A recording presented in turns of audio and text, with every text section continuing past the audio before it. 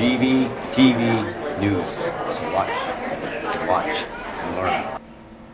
Thanks, John, and I'm Randy Hansen. In today's world news headlines, ceasefire in Syria appears to be in jeopardy. And a report says CIA operating drone flights over Iran. And 3 dead, 2 injured in Tulsa shooting spree targeting black residents. An Afghan resident questions deal on night raids. And daughter of Greek suicide victim says bestiality of capitalism unacceptable. And the NOAA says U.S. records warmest March ever, 8.6 degrees above normal. And mountain nations gather to address climate change. And Sony to slash 10,000 jobs.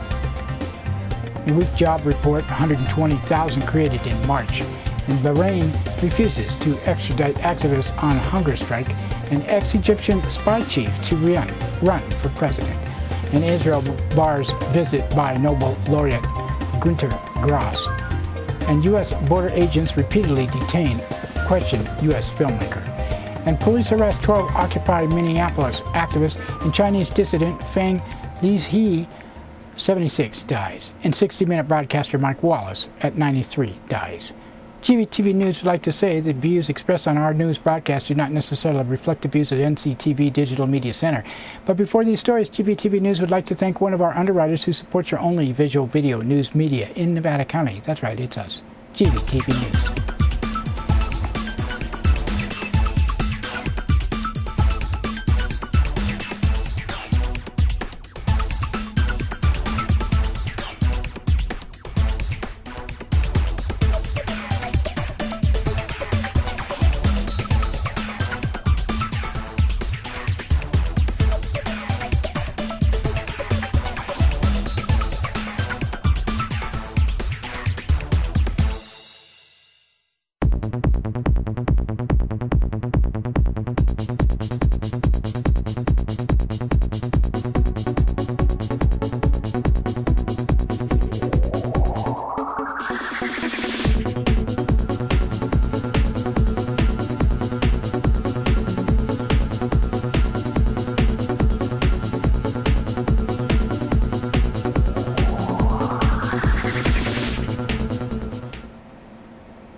In today's first world news story, hopes for a ceasefire in Syria appear to be in jeopardy after Bashar al-Assad's government demanded written guarantees rebel groups will stop fighting before it pulls back troops under the terms of the UN peace plan. UN Arab League envoy Kofi Annan had brokered a deal for Syria to begin the pull back of troops from around towns and cities by Tuesday, and for a truce to start 48 hours later. Turkey has accused Syrian forces of firing across Turkish border, wounding 3 people close to one of the largest refugee camps housing Syrian nationals. Thousands of Syrian refugees are now living in refugee camps. One refugee said, "We have left everything behind, our homes, our families. I always think about home, my family, relatives, and neighbors there. I miss everything, and I want to return as soon as bloodshed comes to an end." In other news from Syria, Human Rights Watch has accused Syrian security forces of summarily executing more than 100 civilians and wounded or capturing opposition fighters during recent attacks on cities and towns. Washington Post has revealed the CIA has been operating stealth surveillance drones deep inside Iran for the last 3 years in an attempt to uncover evidence of an Iranian nuclear weapons program. In addition, the National Security Agency has ramped up eavesdropping on Iran, and the United States has expanded its network of spies inside Iran's borders. News comes just days before Turkey hosts talks on Iran's nuclear program. Last week, investigative journalist Seymour Hersh revealed the U.S. Joint Special Operations Command trained Iranian opposition group Mujahideen-e-Khalq, or MEK, at a secret site in Nevada, even though the group is listed as a foreign terrorist organization by the U.S. State Department. The MEK has been linked to assassinations of several Iranian nuclear scientists. And police in Tulsa, Oklahoma have arrested 2 men in connection to the shooting spree that left 3 people dead and 2 injured. All of the victims were African Americans. The shooting terrorized a predominantly black section of Tulsa. Police said the suspect, Jacob England and Alvin Watts, drove through the streets of North Tulsa in a pickup truck and randomly shot pedestrians.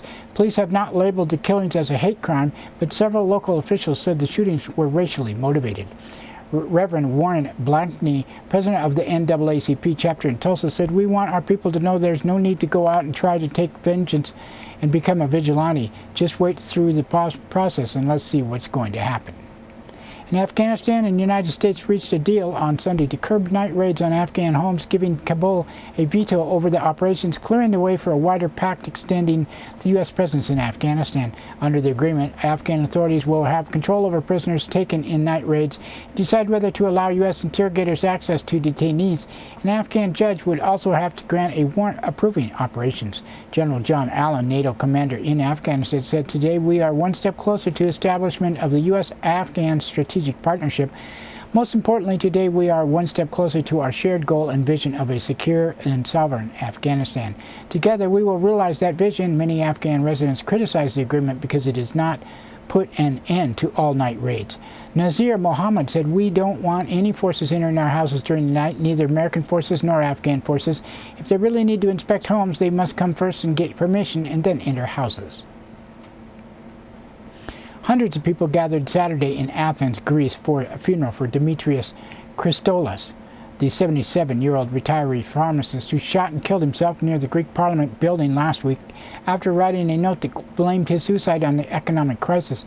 Christoulas' daughter, Emmy Christoulas, spoke at his funeral and said his act had been deeply political, and said, "You found it unacceptable that they were killing our freedom, our democracy, our dignity. You found it unacceptable as they tightened the harsh noose of economic austerity and apartheid around us, to the unacceptable act of surrendering our independence and the keys to the country.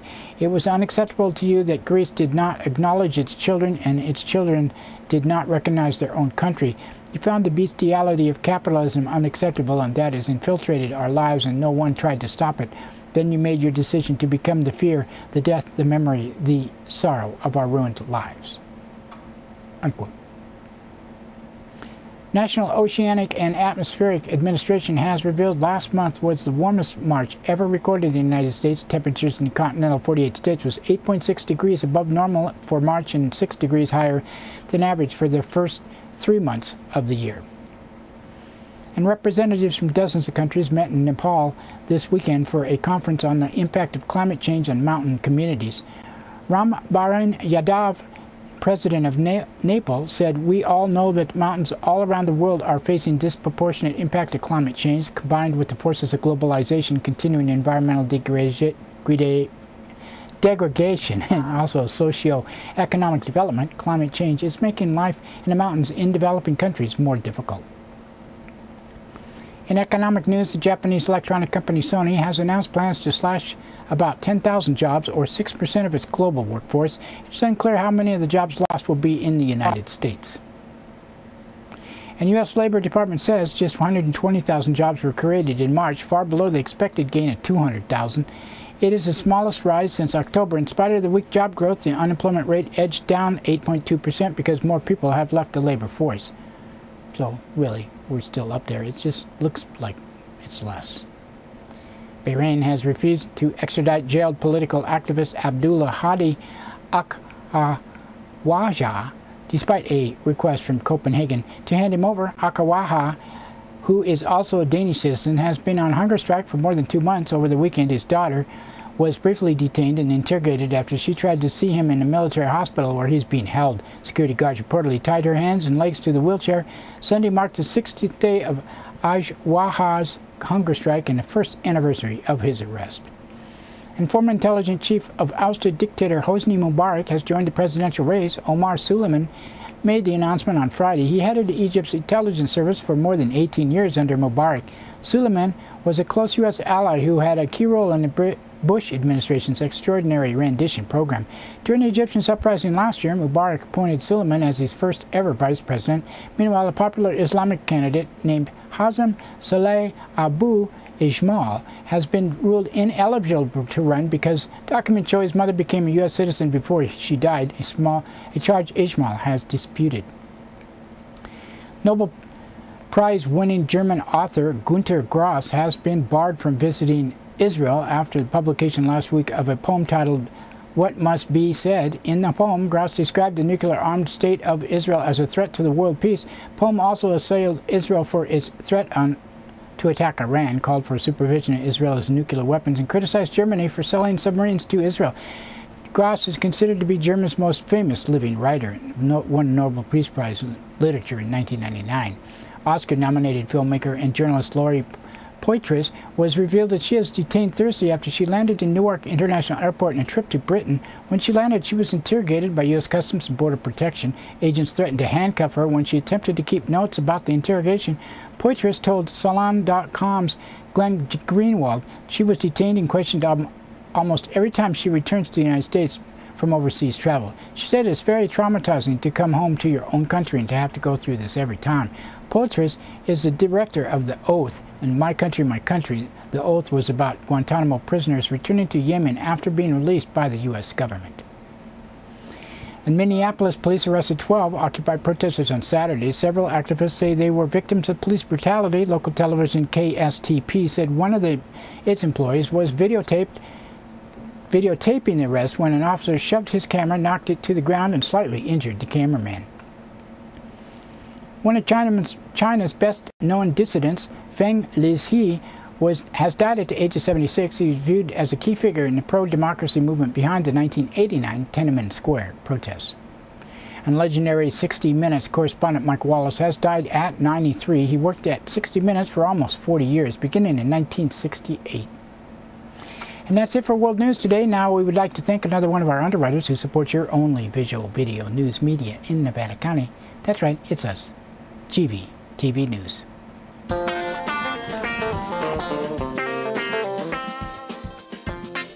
Soundcheck Music Center, the rock and roll connection. We have guitars, amps, drum equipment, sound accessories, lessons, and repairs. We are located at 671 Maltman Drive, Grass Valley. 530-272-7236, open 7 days a week. No one needs anyone, they don't even just pretend. John is an American. I'm afraid of Americans. I'm afraid of the world. I'm afraid I can't help it. I'm afraid I can't. I'm afraid of Americans. I'm afraid of the world. I'm afraid I can't. That's right, it's time for the police blotter and pictures in the blotter, not from these actual events, but used for visual aid only. Grass Valley Police Department on Friday, 8:32 a.m. A caller from 100 block of South Auburn Street reported a man hurt and bleeding on the ground. He could not be located. 9:16 a.m. a man from 100 block of Neal Street reported a vehicle had been vandalized. And 10:14 a.m. a caller from business 200 block of West Main Street reported theft of 2 gold cameos, a gold stick pin, and silver lipstick compact. At 10:23 a.m. a caller from 1100 block of East Main Street reported 6 trucks had been tagged overnight. And 3:12 p.m. caller from Mini Park reported a man in a vehicle watching children. He was gone when officers arrived. And 4:36 p.m. a caller from Highway 20 and McCourtney Road reported 2 men forcing a third man into a vehicle. They could not be located. 7:33 p.m. caller from 100 block of Gleason Way reported a man sought medical treatment for a knife cut on his chin, which he said was self-inflicted while practicing quick draws. He was very drunk. And 10:19 p.m. a caller from 200 block of East Main Street reported a drunken driver staggering and causing a scene. A woman was arrested on suspicion of driving under the influence. A man was arrested on suspicion of being drunk in public. And 11:01 p.m. a caller from Neal and Lloyd Streets reported a possible drug exchange. And Saturday, 12:16 p.m. a caller from 300 block of Columbia Avenue reported a physical fight. A man was arrested on suspicion of vandalism and battery. In 2:36 p.m. a woman from 200 block of Sutton Way reported her son had taken her ATM card on multiple occasions. Her card was missing today, as well as $282 from her account. 2:48 p.m. caller from Mill Street and Freeman Lane reported a vehicle hit a fence and the driver might be drunk. He was arrested on suspicion of driving under the influence. 5:42 a.m. or p.m. a caller from Nevada City Highway reported an extremely drunken man falling down who was arrested on suspicion of being drunk in public. And 10:36 p.m. a caller from 100 block of Wilson Street reported a fight with people shoving each other around for 40 minutes. They were separated. At 11:30 p.m. caller from 300 block of North Church Street reported loud music. And yes, I did forget her yesterday. At 11:41 p.m., a caller from 400 block of Butler Street reported yelling and rowdy behavior. And Sunday, 1:28 a.m., a caller from 200 block of South Church Street reported yelling, screaming, and shoving. They agreed to go to bed. Nevada County Sheriff's Office on Friday, 8:34 a.m., a caller from 10,000 block of Devonshire Circle reported fraud. At 9:01 a.m., a woman from 11,000 block of Lake Wildwood Drive reported vandalism to a vehicle and a residence. At 10:12 a.m., a woman from the 23,000 block of Shadow Drive reported a pumpkin was left at her residence in which someone had written, "Beware, ECC snitch." 10:27 a.m., a caller from 18,000 block of Billadu Lane reported possible elder abuse. At 1:29 p.m., a caller from Black Sands Mine Road reported a person tried to run the caller over with a truck. The report was unfounded. 3:37 p.m., caller from 11,000 block of Orion Way reported someone had slashed a vehicle's tire. At 5:32 p.m., caller from 24,000 block Highway 49 reported a juvenile punched a staff member in the face twice and hit a staff member over the head with a stick. Juvenile was arrested on suspicion of assault. 5:53 p.m., a caller from Brunswick and Idaho Maryland roads reported hearing gunshots. Nothing was located. Saturday, 5:54 a.m., two men were arrested with deputies responding to an alarm call, 12,000 block of Loma Rica Drive. One man was arrested on suspicion of trespassing, attempted burglary, being under the influence of a controlled substance, possession of drug paraphernalia, and criminal conspiracy. He was being held in lieu of a $13,000 bail. Second man was arrested on suspicion of second-degree burglary, possession of controlled substance and drug paraphernalia, possession of burglary tools, and criminal conspiracy. He was booked and released on $11,750 bail. 9:10 a.m., a woman from 18,000 block of North Bloomfield and Graniteville Road reported theft of a dog. Dog belonged to the suspects. 10:10 a.m., a man from 13,000 block Quaker Hill Crossroads reported theft of gas can with 5 gallons of gas. At 12:26 p.m., caller from 21,000 block of U-Bet Road reported a burglary with 2 dirt bikes, a go-kart, and log splitter stolen. At 12:29 p.m., a caller from 18,000 block of Old Coach Way reported the theft of truck parts. At 1:23 p.m., caller from Steep Hollow Creek reported 4-wheelers and shooting in the area. At 1:42 p.m., a caller from 15,000 block of North Bloomfield and Graniteville Road reported possible squatters who were moving on. 3:14 p.m., caller from 19,000 block of Silverleaf Drive reported dogs versus chickens. At 6:21 p.m., a man from 12,000 block Robinson Road reported residential burglary with 3 firearms and dogs missing. 6:23 p.m., a woman from 19,000 block of McCourtney Road reported a man kicked in a door and a window screen. He agreed to leave for the night. At 9:17 p.m., a caller from 15,000 block of Tecolodd Trail reported a very loud explosion. Other callers reported gunfire. A man was arrested on suspicion of being in possession of stolen property and removing identifying information from property. And Sunday, 6:32 a.m., a caller from 10,000 block of Mooney Flat Road reported a burglary to a business with the front door broken and money stolen from a cash register. Nevada City Police Department on Friday, 7:03 a.m., a caller from 100 block of Argyle Way reported an attempted break-in. At 10:18 a.m., a man from Broad and Union Streets reported being chased by people with guns because he owed them money. He was given a ride. And at 12:32 p.m., a caller from 900 block on Maidu Avenue reported 2 men tried to shoot him. And Saturday, 4:20 a.m., a caller from South Pine and Spring Streets reported a possible burglary in progress. No crime was found. At 12:57 p.m., a caller from 100 block and New Mohawk Road reported a physical fight. Victim was uncooperative. 3:43 p.m., a caller from Union and Broad Streets reported a man screaming inside a TP. He was moving on. 6:34 p.m., a caller from 200 block of Commercial Street reported a large physical fight. No victim or witness was located.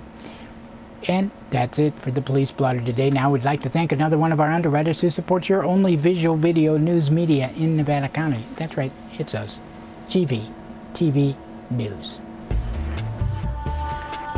Christopher's Old World Deli and Catering Company has brought its delicious food and service downtown Grass Valley. Like desserts? They got him. You like international style lunches? They got him. Christopher's Deli and Catering for parties, get-togethers, weddings, or whatever. Open 7 days a week.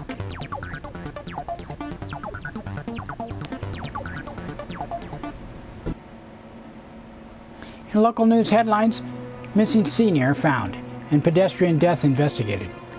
And Grass Valley man arrested after allegedly beating puppy. In today's first local story, written by Liz Keller of The Union, an 84-year-old man reportedly missing from an assisted living facility was found about 3 hours later, reportedly after getting disorientated and falling into some bushes. Facilities 100 block of Glenwood Road called Grass Valley Police about 8:30 a.m. Saturday to report William George Smith could not be located. They didn't know exactly when he left, Sergeant Joe Mattioni said. He was last seen about 7:45 p.m. Friday. We don't know if he had been out all night and so we put out a be on the lookout advisory and began searching. Smith was reportedly in good health but was suffering from some memory loss issues. The owner of the facility found Smith about 11:20 a.m. in some bushes behind a business on Nevada City Highway near the intersection of Banner-Lavacap Road. He said he had left the facility that morning, had gotten disorientated and fallen into the bushes and couldn't get up. Mantione added. Medical personnel responded to the scene and transported Smith to Sierra Nevada Memorial Hospital as a precaution. In another Liz Keller story, Grass Valley Police Department continued to investigate an accident Friday night that ended in the death of a pedestrian trying to cross Nevada City Highway. The man, identified as Brian Allen Hobgood, 39 years old, of Grass Valley, allegedly stepped out in front of a truck at about 9 p.m. while trying to cross 1900 block of the highway. Hobgood might have been drinking before the accident, according to the press release issued by the Grass Valley Police Captain Rex Marks. Hobgood was transported from the scene by ambulance to Sierra Nevada Memorial Hospital, where he was later pronounced dead shortly after or before 10 p.m. The driver of the 1999 Dodge truck involved was identified as Trevor Wade Newell, 19, of Penn Valley. Newell was not injured in the accident. Neither alcohol nor excessive speed was determined to be a factor in the fatal accident. Roadway remained partially closed for a period of time while Grass Valley officers and California Highway Patrol completed the preliminary field investigation at the scene. The accident remains under investigation, said Sergeant Joe Mantione. Anyone having information is encouraged to contact the Grass Valley Police Department at 477-4600. That's 477-4600. Grass Valley man was arrested on suspicion of animal cruelty after allegedly severely beating a dog into unconsciousness. Nevada County Sheriff's deputies responded about 6 p.m. Friday to Cole Way and Dog Bar Road after a caller reported a man beating a dog on the side of the road. Witnesses told deputies the man, identified as Nicholas Ian Pocock, 30, had been carrying the dog down the road by its neck, shaking it as he walked, according to a press release issued by Sergeant Ray Kress. Pocock then allegedly pinned the dog to the shoulder of the road with his knee and ground the dog into the asphalt. The witness said Pocock then lifted the dog up and slammed it into the road at least 4 times until the dog went limp. Pocock allegedly left the dog lying on the side of the road and walked away. Deputies found Pocock at his nearby residence, arrested him, booking him in the county jail on suspicion of felony animal cruelty, being held in lieu of a $10,000 bail. Nevada County Animal Control officers responded to custody of the dog, which was taken to Sammy's Friends Animal Shelter. Dog, which appears to be a Vizsla mix and less than a year old, appeared concussed. Well, he probably had a concussion when it was rescued, said shelter founder Cheryl Wicks. He's expected to make a full recovery and will be placed in foster care, Kress said. Pocock is facing charges for an earlier incident in which he allegedly sucker-punched a man from behind in a Nevada County courtroom. He was arrested in January inside family court after he allegedly came into the courtroom and sat behind the victim and roundhoused him from behind. Pocock allegedly was swinging at the victim, and the victim was trying to defend himself as a court attendant and a Sacramento County Sheriff deputy were on an unrelated manner tried to subdue him. The fight ended when a Nevada County Sheriff deputy who arrived at the scene tased Pocock in the buttocks. Pocock was arrested on suspicion of battery causing serious bodily injury, burglary, and fighting in a public place. His next court date is in that case is April 19th. Well, tough one. Don't know what to say about this guy. Alleged crimes, of course. That's it for local news and today. Now we'd like to thank the Union, Associated Press, Amy Goodman, and Reuters for the source of our news. You can watch this broadcast on Comcast Cable, NCTV, Channel 11, Nevada County, 8 a.m., 3 p.m., 7:30 p.m., Monday through Friday. Suddenlink 16 in Truckee and Alta Sierra. We're also streamed on the internet, NCTV's Digital Media Center website at NevadaCountyTV.org and GVTV.org. And don't forget Grass Valley Television, a place 24/7 on the net, grassvalleytelevision.com. We post to Facebook, YouTube, Blip.tv, and many other podcast sites and regular sites. Have RSS feed, video podcast, and iTunes. Just search under video podcast for GVTV News. Content is controlled by the producer of this newscast, me, and Grass Valley Television is not necessarily the opinion of NCTV Digital Media Center. Grass Valley Television also videotapes local events around Nevada County. So if you want more information, Grass Valley Television at gmail.com, 530-362-8889. This show is produced by Grass Valley Television of Rural Counties Television Network. And this is Tuesday, and we'll talk to you Wednesday. Hopefully.